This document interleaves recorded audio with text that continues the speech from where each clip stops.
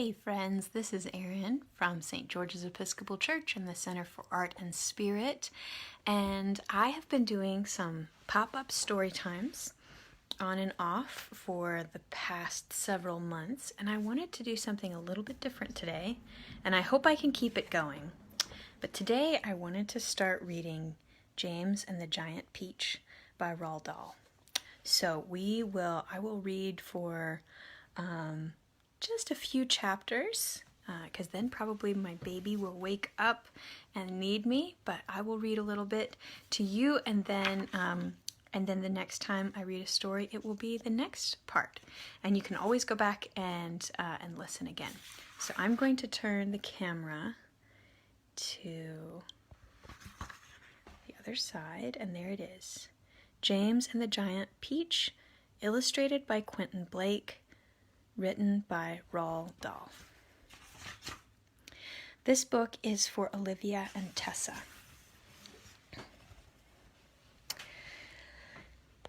Chapter 1. Until he was 4 years old, James Henry Trotter had a happy life. He lived peacefully with his mother and father in a beautiful house beside the sea. There were always plenty of other children for him to play with, and there was a sandy beach for him to run about on, and the ocean to paddle in. It was the perfect life for a small boy. Then one day, James's mother and father went to London to do some shopping, and there a terrible thing happened.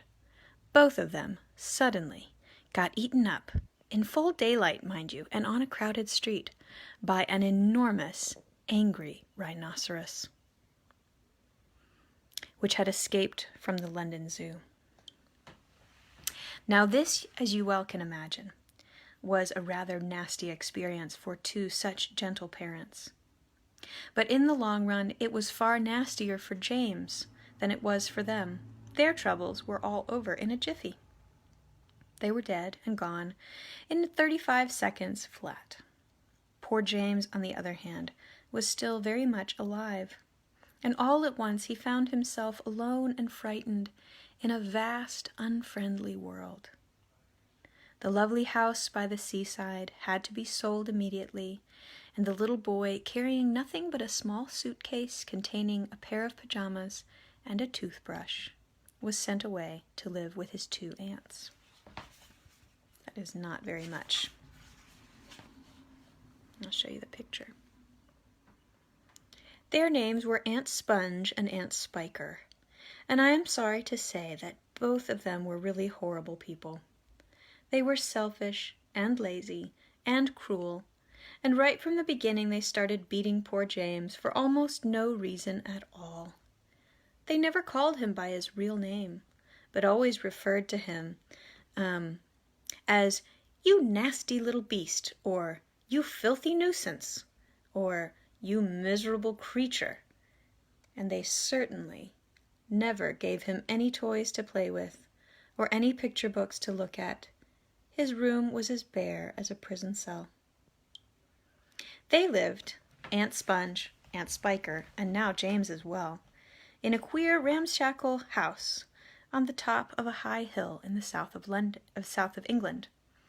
The hill was so high that from almost anywhere in the garden James could look down and see for miles and miles across a marvelous landscape of woods and fields. And on a very clear day, if he looked in the right direction, he could see a tiny gray dot far away on the horizon, which was the house he used to live in, with his beloved father and mother.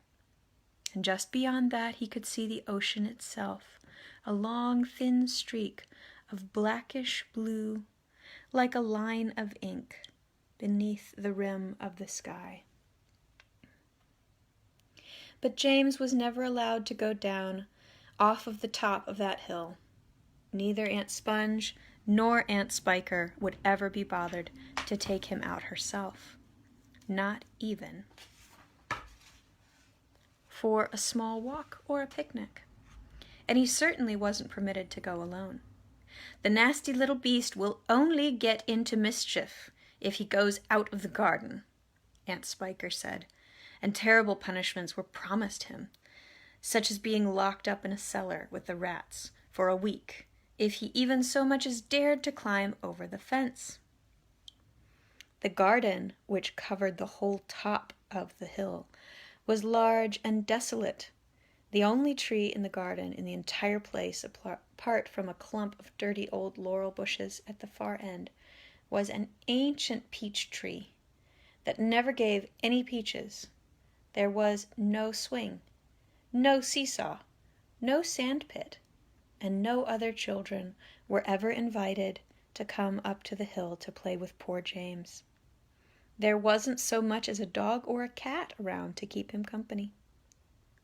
And as time went on, he became sadder and sadder and more lonely, and he used to spend hours every day standing at the bottom of the garden, gazing wistfully out at the lovely but forbidden world of woods and fields and ocean that was spread out below him like a magic carpet. The end of chapter 1. And if you're just joining us, we are reading James and the Giant Peach. And we just finished chapter 1, and I'm going to go ahead and read you chapter 2. After James Henry Trotter had been living with his aunts for 3 whole years, there came a morning when something rather peculiar happened to him. And this thing, which, as I say, was only rather peculiar, soon caused a second thing to happen, which was very peculiar. And then the very peculiar thing, in its own turn, caused a really fantastically peculiar thing to occur. It all started on a blazing hot day in the middle of summer. Aunt Sponge, Aunt Spiker, and James were all out in the garden. James had been put to work as usual. This time he was chopping wood for the kitchen stove. Aunt Sponge and Aunt Spiker were sitting comfortably in deck chairs nearby, sipping tall glasses of fizzy lemonade, and watching him to see that he didn't stop for one moment. Aunt Sponge was enormously fat and very short. She had small piggy eyes, a sunken mouth, and one of those white flabby faces that looked exactly as though it had been boiled. She was like a great white soggy overboiled cabbage. Aunt Spiker, on the other hand, was lean and tall and bony. She wore steel-rimmed spectacles that fixed onto the end of her nose with a clip. She had a screeching voice and long, wet, narrow lips. And whenever she got angry or excited, little flecks of spit would come shooting out of her mouth as she talked. And there they sat, these 2 ghastly hags, sipping their drinks and every now and again screaming at James to chop faster and faster. They also talked about themselves, each one saying how beautiful she thought she was. Aunt Sponge had a long-handled mirror on her lap, and she kept picking it up and gazing at her own hideous face. There's the mirror.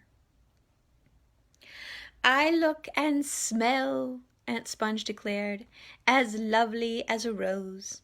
Just feast your eyes upon my face, observe my shapely nose. Behold my heavenly silky locks, and if I take off both my socks, you'll see my dainty toes." "But don't forget," Aunt Spiker cried, "how much your tummy shows." Aunt Sponge went red.